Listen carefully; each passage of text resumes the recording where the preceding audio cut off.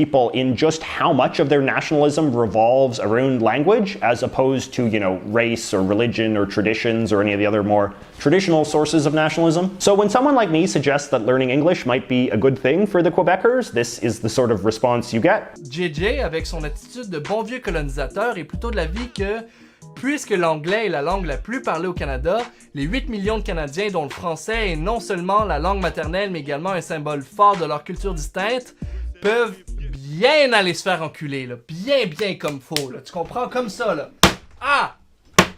The Quebec government believes that preserving Quebec's distinct culture is one of its primary obligations, and since Quebecers believe that language and culture are basically the same thing, this has resulted in a lot of very strict language laws in Quebec designed to ensure that Quebecers speak French as much as possible, and conversely be exposed to English as little as possible. So among other things, the laws of Quebec make it very difficult for you to send your child to an English school or otherwise get an English education, and if you want to put English on any sort of public thing like a sign or a building or whatever, you have to put French on it as well, and the French has to be bigger. When you live in Canada, one of the great sort of familiar tropes of Canadian journalism is these crazy stories about the Quebec Language Police, which is an actual thing, cracking down on people who have had the audacity to use non-French words in some sort of public context. Quebec French language officers visited Cheesy Luigi's over a complaint about its sign.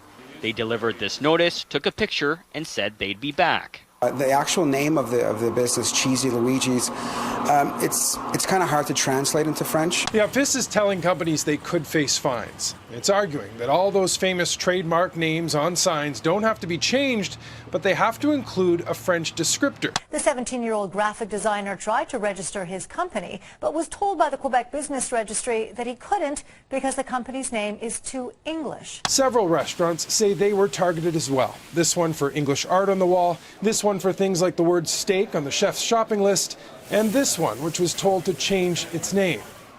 Gone are the colorful spoons at Menchie's frozen yogurt shop in Dollard. Instead, patrons have to make do with these. The reason? A complaint to the province's language police over 4 little words. This is my mix. These 4 words engraved on the spoons are too much for the Office québécoise de la langue française. I think this sort of thing strikes a lot of people as very dumb and very totalitarian, and very unlike the attitude to English that you see in other non-English speaking parts of the world, where they tend to be much more permissive and tolerant of the language. When I was in Japan, for instance, you see English everywhere all of the time. Everybody wants to learn English and talk to you in English because English is considered like very cool and impressive and important. In fact, you could really say that Japan actually kind of goes to the opposite extreme, sticking English in a lot of places where it doesn't really belong. The Japanese like their own language just fine, but they also realize it is not the most useful language in the world, which is why they are so excited and enthusiastic about English. And they don't find the growing influence of English in their society as culturally threatening because they understand language is just one part of their culture. In Quebec, however, they believe that speaking French is their culture, or at least most of it. This means a lot of Quebecers seem to have a hard time thinking about language as a more neutral skill or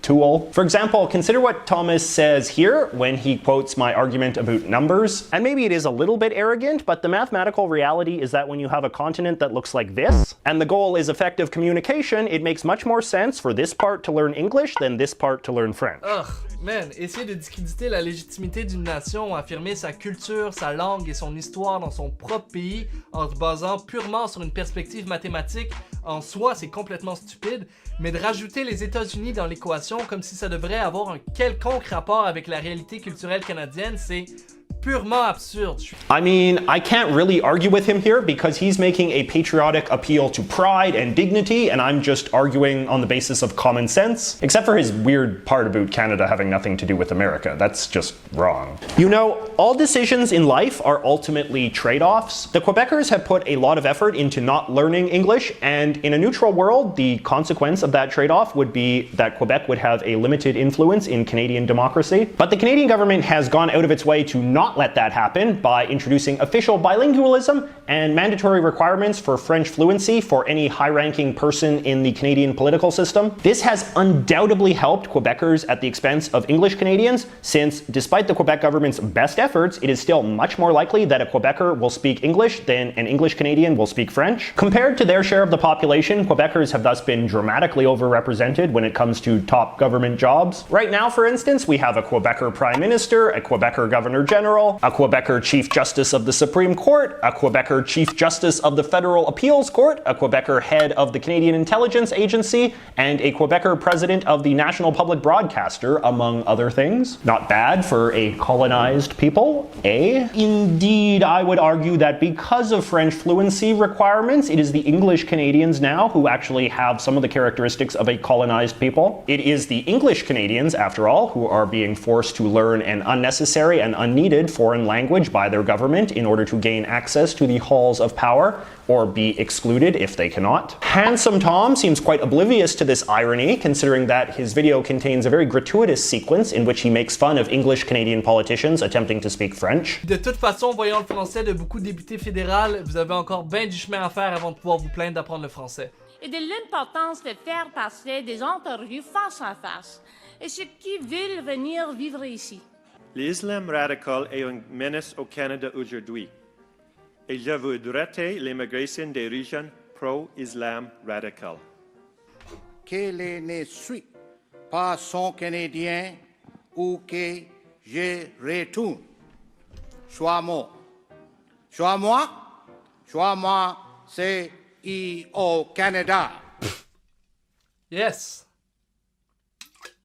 Yes, they obviously speak French very badly, because French is not a language with any relevance or presence in their day-to-day lives. That second guy, for instance, Brad Trost, came from Saskatchewan, a province where the number of Canadians who claim to speak French at home is a whopping 1%. So yeah, him.